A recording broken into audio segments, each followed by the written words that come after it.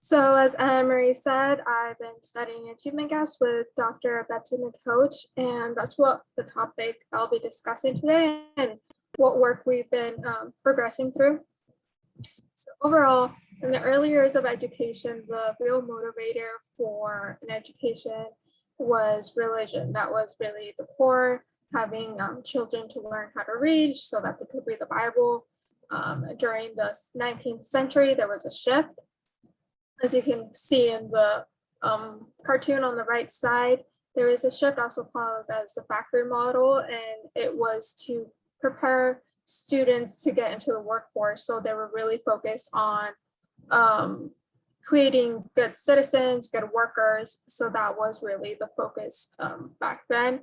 And then present day, that's really transformed, as in religion isn't necessarily the core value of the curriculum. It is in some places, but typically in public school it is not. And now we have a series of different subject matters: math, English, science, and so forth. And not only that, but we're also seeing a variety of different students in education, such as those from different racial, ethnic backgrounds, as well as different abilities, and then being able to implement special education. So there's definitely been some major changes from where we once started here in the United States. With that being said, something that's been reoccurring and constant over a year have been what is known as achievement gaps. And what these achievement gaps are is that they are large differences between groups of students and their standardized tests. For instance, it could be that girls are performing significantly better than boys in science exams. So that's just one example of what these achievement gaps are like. And recent research is also alluding to not only calling it achievement gaps, but opportunity gaps, suggesting that there is more to just test scores that are happening here with these gaps, but that it is more opportunity gaps where certain students aren't able to receive types of opportunities that would allow them to excel in school. Now, the National Assessment of Educational Progress, also known as NAEP, measures students' progress in different subjects, and it tracks current achievement gap trends over the years. And that's what we'll be seeing next here. So here we have two figures, and it represents NAEP's fourth grade reading trends over the years. The left figure represents the comparison of white and Black students on their reading assessment. And on the right side, we have a different figure representing the comparison of white and Hispanic students. So for now, we'll just focus on the left figure that compares white and Black students. On the y-axis, we have the scale score of reading achievement. And on the x-axis, we have the assessment year running from 1992 to 2019. The circles represent white students and the plus signs represent Black students. Overall, we can observe that the trend for white students remains fairly consistent from 1992 to 2019. However, with Black students, there is a little bit more variation in the initial years, but it does become more consistent. But overall, we are seeing that white students are performing significantly better across the years than Black students. And then when we focus on the right side, where we see white and Hispanic students, a similar picture is being painted, where white students, once again, are the white circles, and then the Hispanic students are the diamonds, where we see that white students are performing significantly better than Hispanic students across the years. And also that the gap is actually slightly a little bit more narrower for white and Hispanic students compared to white and Black students. So once again, this is the fourth grade reading trend. Now, when we move on to the fourth grade math trend, we see, once again, another similar picture being painted, where on the left side, we have white students being compared to Black students and white students being compared to Hispanic students on the right side. So once again, we'll focus on the left side first. Here we see a little bit more of a difference compared to the reading trend, where both white and Black students, they have a little bit more variation in their math scores initially, but then they become more consistent across the years in the later years. However, we are still seeing white students performing significantly better than Black students. And when we look at the right figure with white and Hispanic students, we actually see something a little bit interesting where in the first data point, we see that the achievement gap between white and Hispanic students is actually a little bit narrow, and then it widens up, but then it narrows back down across the years. And then we can also see something similar where the achievement gap between white and Hispanic students is a little bit more narrow compared to that of the white and Black student achievement gap. But overall, what we're seeing is that over the years and across the years and across math and reading, we see that white students are performing better than Black and Hispanic students on these assessments. So the concerns with achievement gaps is, one, they exist. If students are going into these schools, learning the curriculum, but they are already performing significantly different from a certain group of students, that's problematic. Another thing is with the NAEP figures and trends, we learn that they don't appear to be narrowing. There could be small increases and decreases along the years, but overall there isn't any significant indicators or there isn't any significant decrease or narrowing in these achievement gaps. And not only that, but these achievement gaps have been detected as early as kindergarten. So the way that researchers learn this is that at the start of kindergarten, they measure these kindergartners in assessments, using assessments, and learn that there are already large differences between groups of students. Therefore suggesting that these gaps are already there at the start of kindergarten. So there are more to these gaps than test scores, as there are social factor impediments that influence these achievement gaps. One being socioeconomic status, SES, and we see that displayed on the figure to the right, where the colors on the left side, the purples, the blues, represent more of lower income. And then once you move your way to the colors to the right, we see higher income. It represents higher income.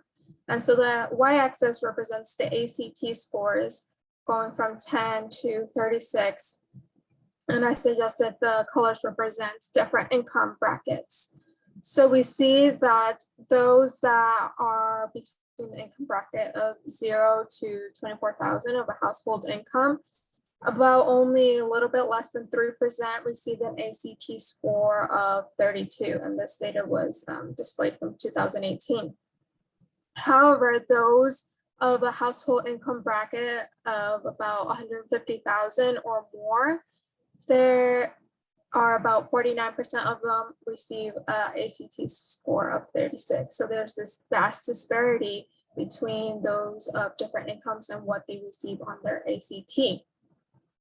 With that being said, SES plays a large factor in these achievement gaps, as those that are of higher income typically display more higher achievement scores. And as stated earlier, where we see kindergartners already displaying these achievement gaps, it could be attributed to early childcare with those that are able to pay for early childcare and be able to have their children have a higher quality of childcare, such as being able to read at an early age or being able to attain certain skills that allow them that will later help them in their schooling. That is then reflected with their SES and how that influences achievement gaps. Another factor is parents' education. Parents' education does influence achievement in the sense that those parents that have a higher education are probably more able to aid their children in their schooling, but also be able to allocate different resources, as also access to resources is another factor that contributes to these achievement gaps.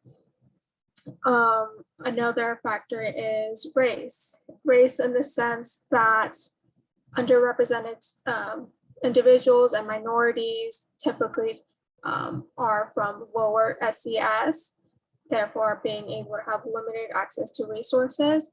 So we're thinking more so race and access to resources as well as SES. We're not stating that it's inherent. That's completely what we're not stating, to be clear. And we're also stating that it could be related to the effects of discrimination.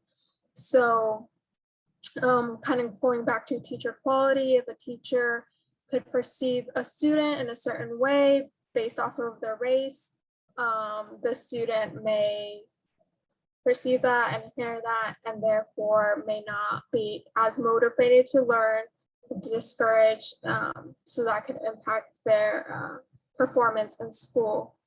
And relating back to teacher quality and SES, those of schools that have better funding could be able to pay their teachers more, which could motivate their teachers and lead to better test scores.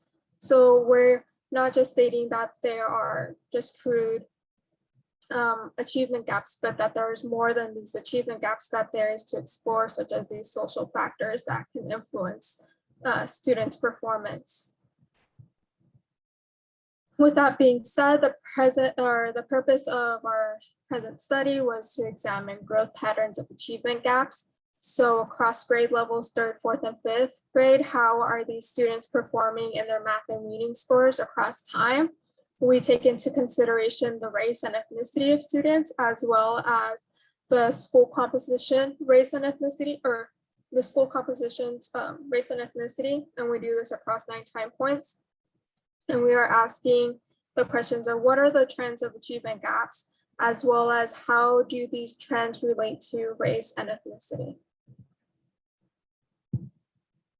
So the way that we did this is we have data from measures of academic progress, also known as MAP.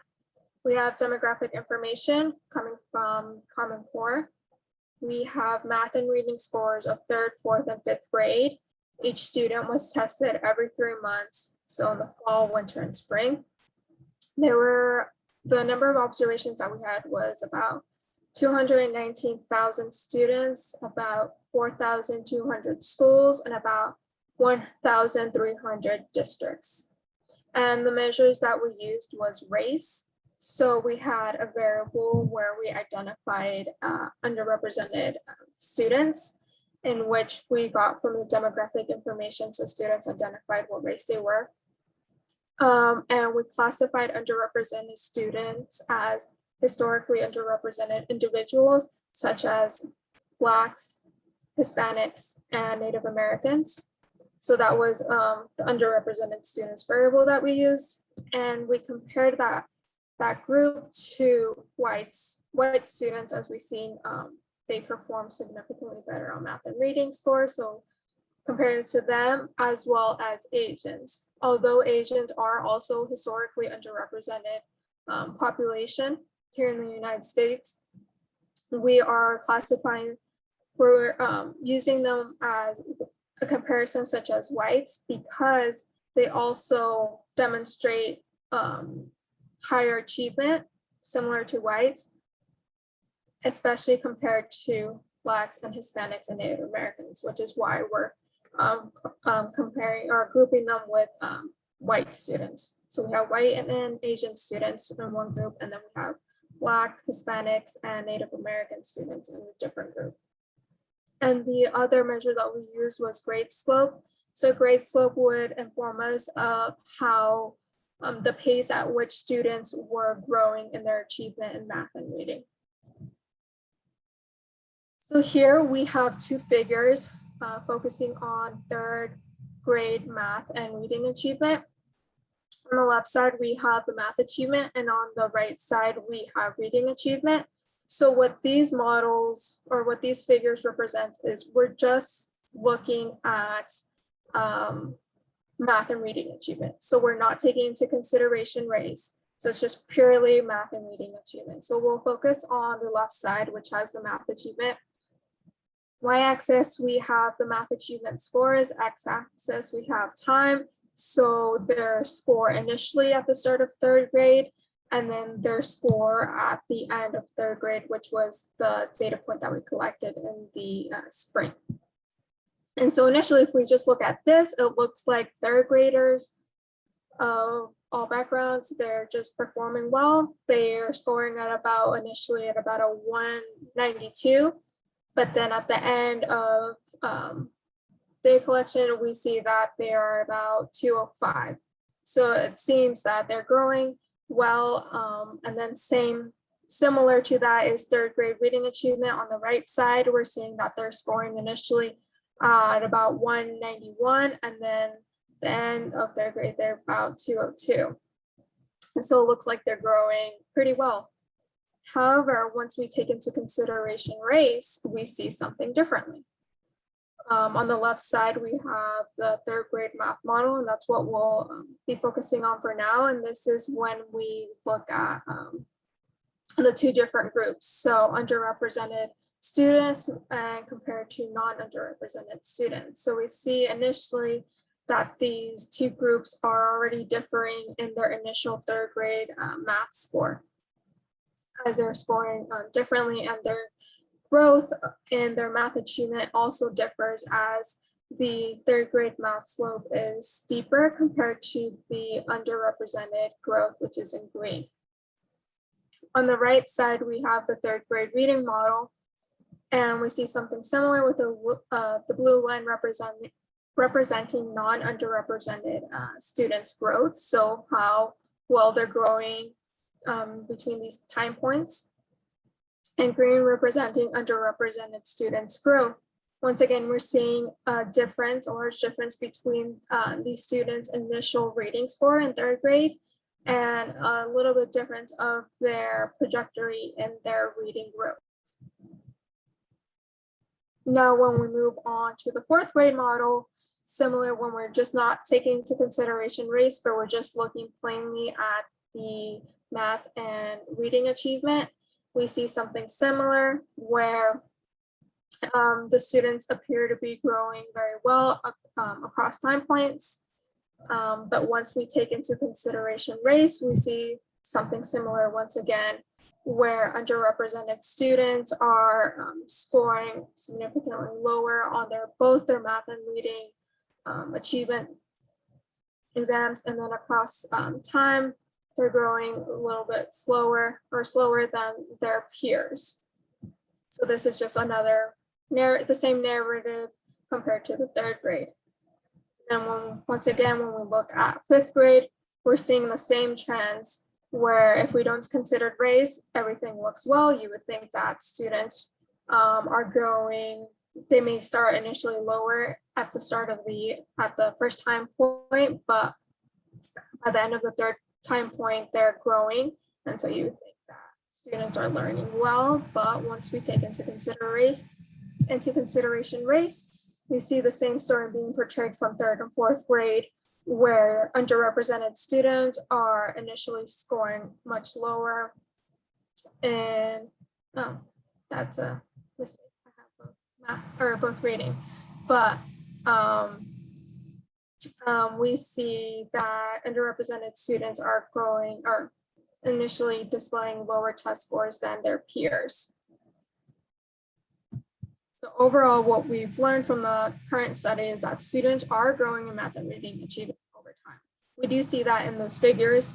We do see that there is growth from their initial test score to their third test score. However, underrepresented students are scoring significantly lower initially in math and reading than their non-underrepresented peers. And underrepresented students are growing more slowly in their math achievement scores every 3 months than their non-underrepresented peers. And although it does appear that in reading, they also grow more slowly, it's not that significantly different in their reading achievement. So what we hope to continue on with this project is we're going to continue writing with the manuscript, and the goal is to get it publicated. But we're also interested on examining school level achievement. And with that being said, we want to look at schools that demonstrate low achievement initially, and seeing how a school with low achievement but higher growth compares to a school with low achievement and low growth or slower growth, and looking what patterns or what are the real differences between those two schools that impacts the growth level of the schools. So thank you all. Here are just references.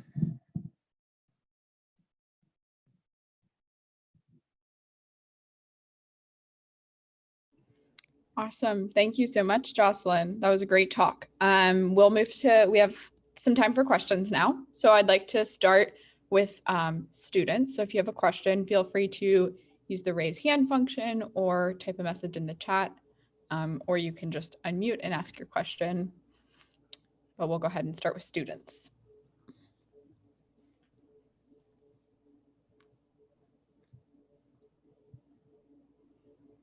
I'm happy to kick us off with a question.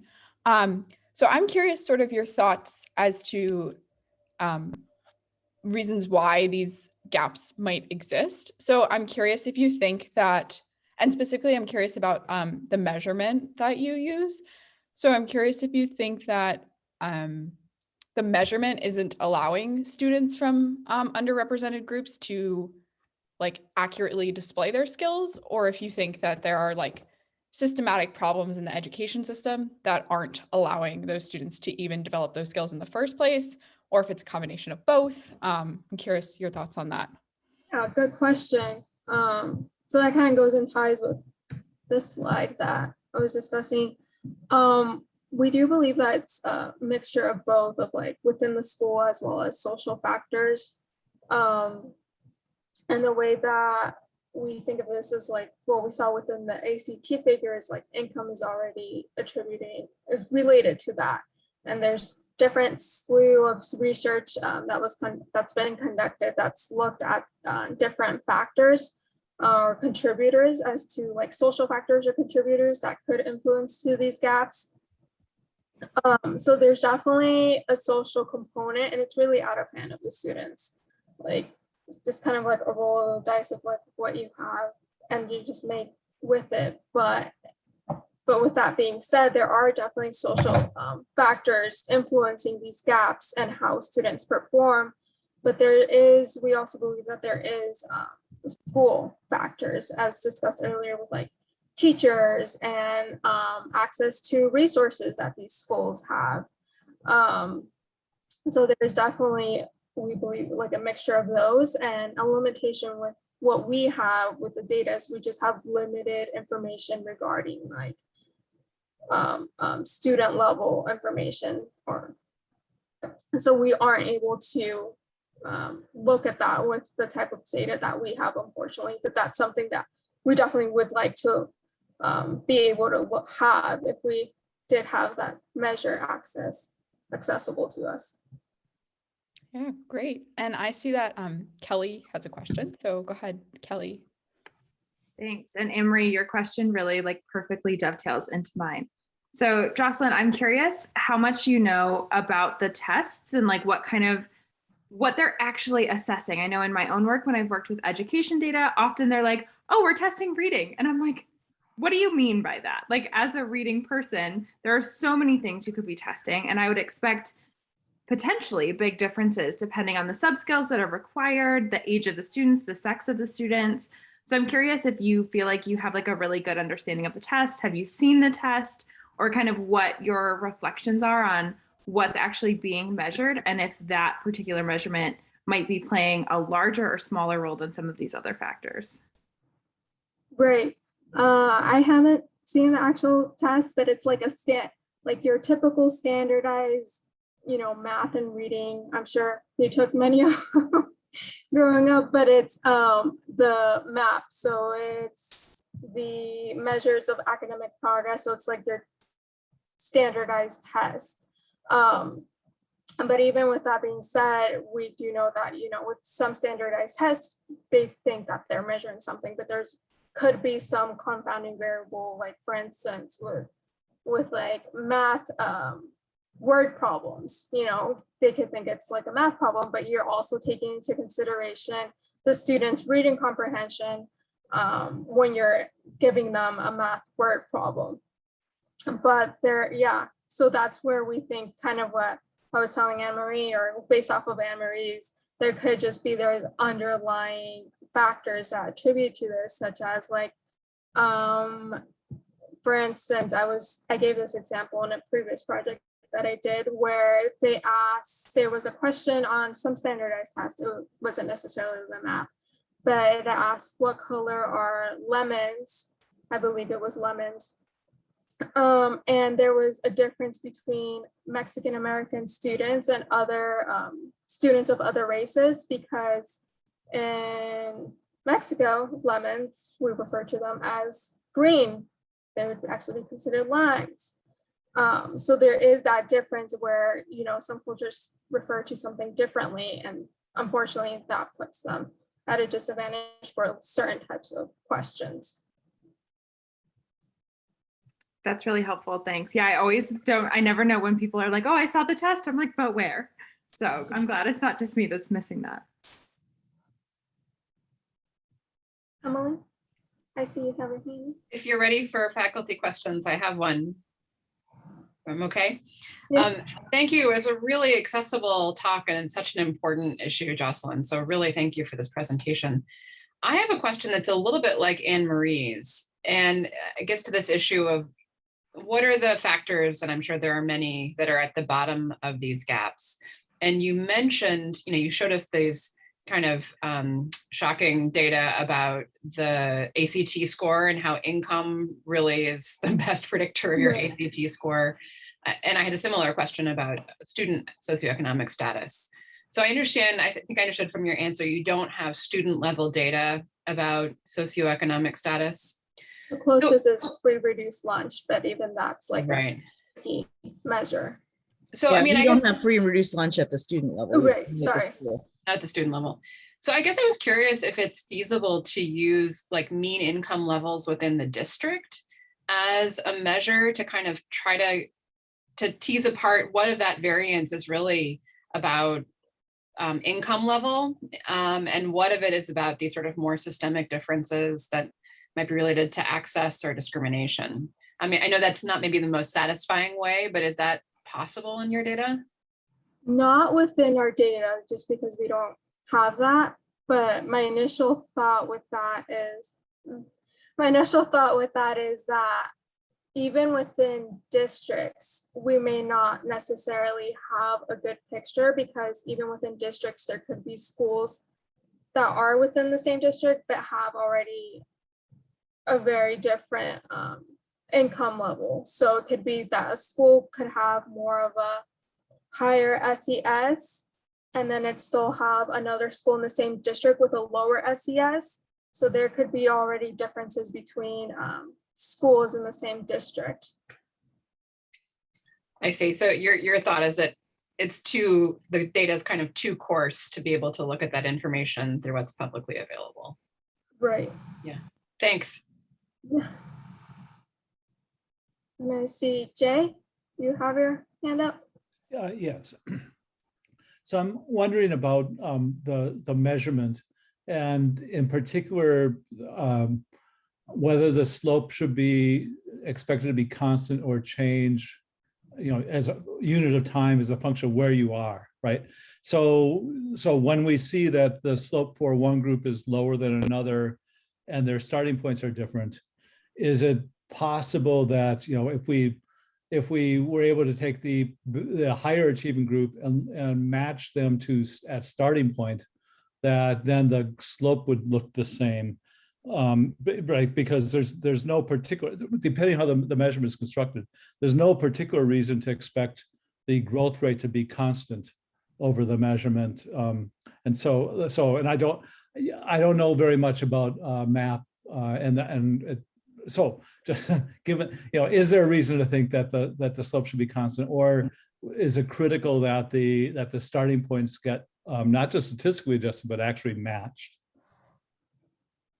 So I haven't thought about matching before, but we have looked at what we call a piecewise model, where we don't have the slopes necessarily linear, but we allow them to vary.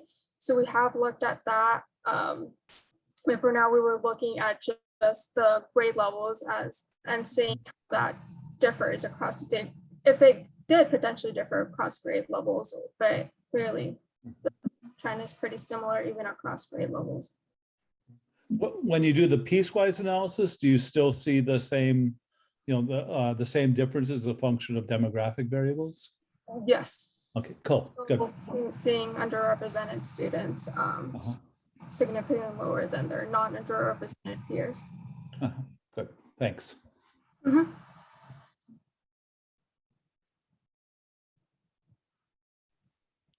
Adrian, I know you had put a comment in the chat earlier. If you want to comment on that, you're welcome to. Oh yeah, sure. I mean, it's a pretty basic question. If I mean, it's alarming, the data that you presented on the math gap, well, also reading. And I was just wondering if the data also, I mean, it gets even worse when if you separate it by race and gender. I mean, that's all. Yeah, we haven't considered looking or separating between race and gender, but that would be something interesting to potentially explore in the future. But yeah, we just haven't been able to do that as of now. Yeah. I mean, I wouldn't be surprised with all the, girls are in some way educated to believe that they're not good in math, pretty much. There's a lot of prejudice about that. And so. Right.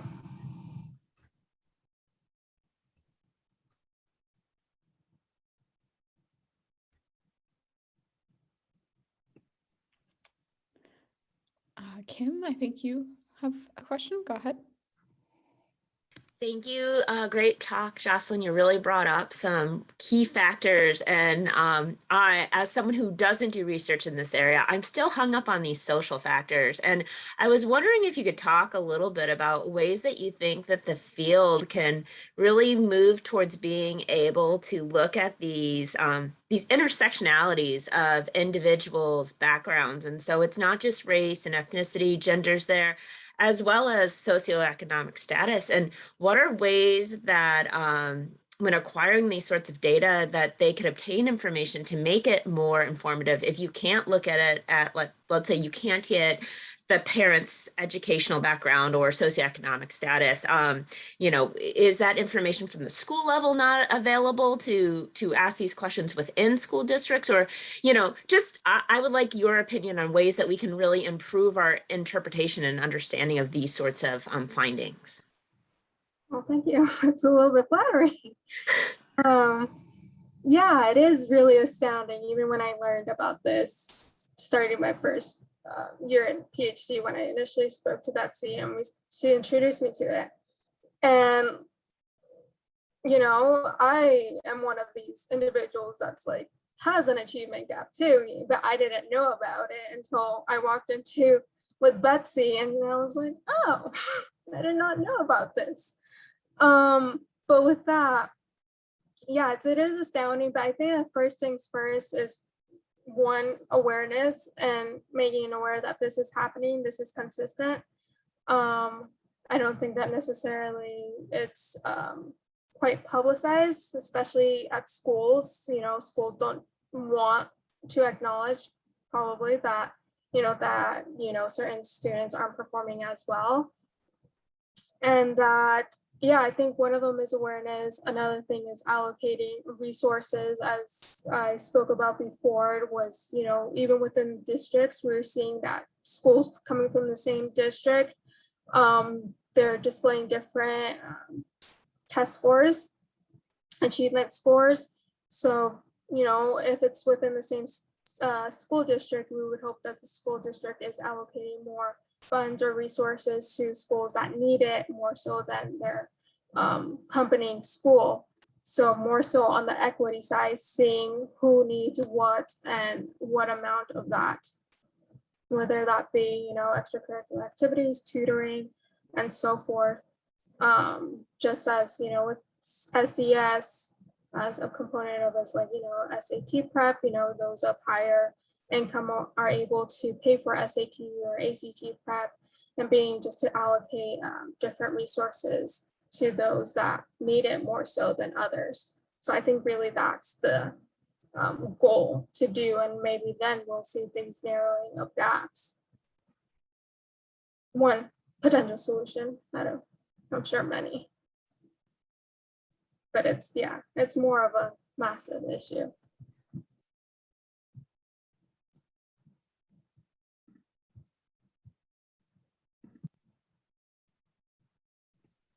Jay, do you have another question? Yeah, actually, I do have another question. I don't know which direction I should be asking this, what the prediction should be, but I'm just wondering, instead of looking at the mean performance, in your analyses, do you look at the effect of these variables on the variation?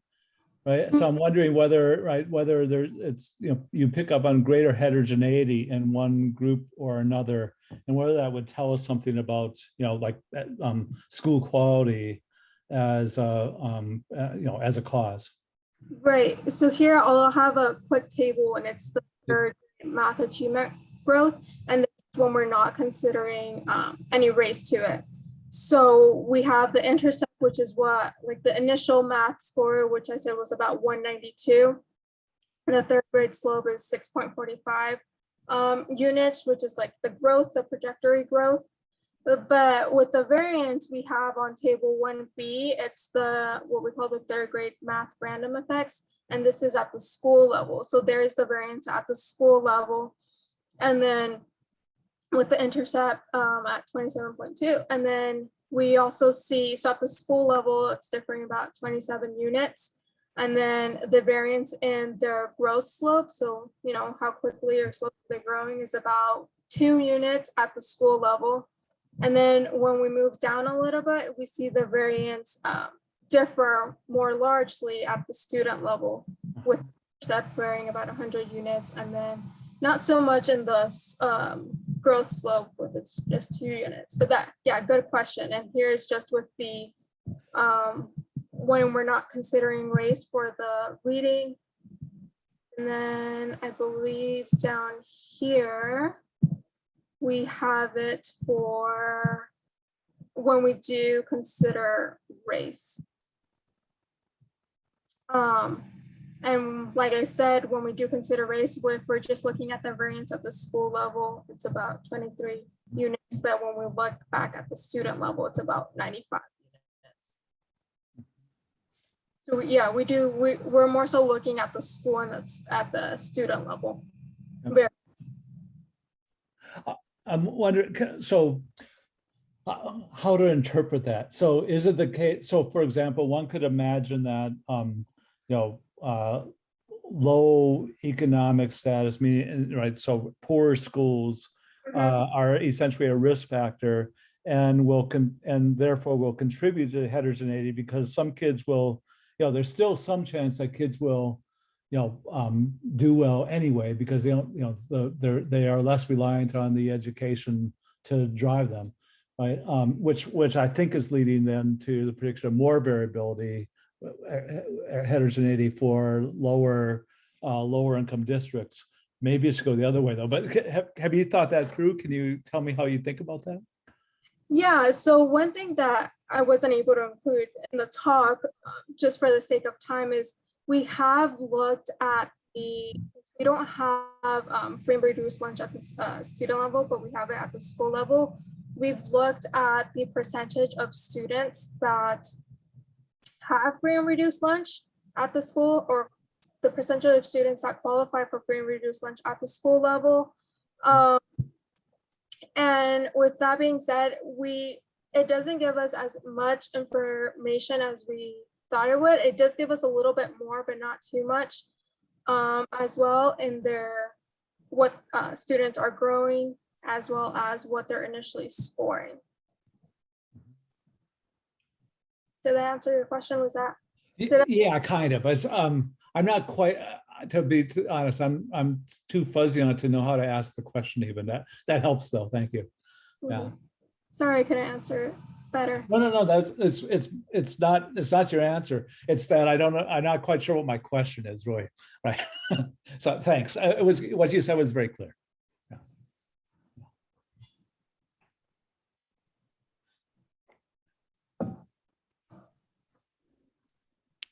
All right. Well, thank you so much, Joselyn, for an outstanding talk. I think we all learned quite a lot. And the question and answer period was very enjoyable. It was nice to hear everyone's thoughts. So thank you all for participating and engaging, and Joselyn for answering all those questions. So we will see you all next week. Thanks, guys.